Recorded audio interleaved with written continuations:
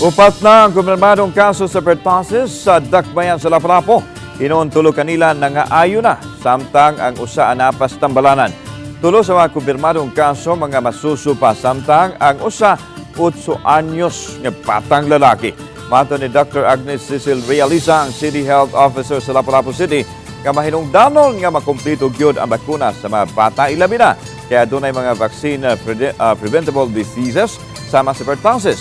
Apan sa gihapon, bisan kung bakunado na, mahinungdanon ang kanunay pagpanghugas sa kamot ug pagsulob og face mask ilabi na sa may gihambin nga balatian sa mas ubo.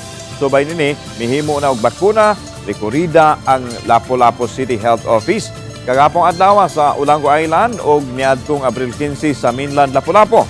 Sa upat ka mga kompirmadong kaso sa pertussis sa dakbayan, ang 8 anyos lang ang nakakumpleto sa routine vaccine.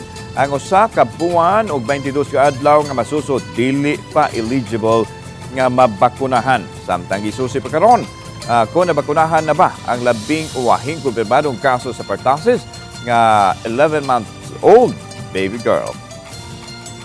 Among gihangyo gud ang mga ubang mga ginikanan pod nga to have the herd immunity, no, para pa itong mga COVID ba nga bakunahan ang tanan kay namang grupos nga population nga di gyud angay mabakunahan para maprotektahan nila.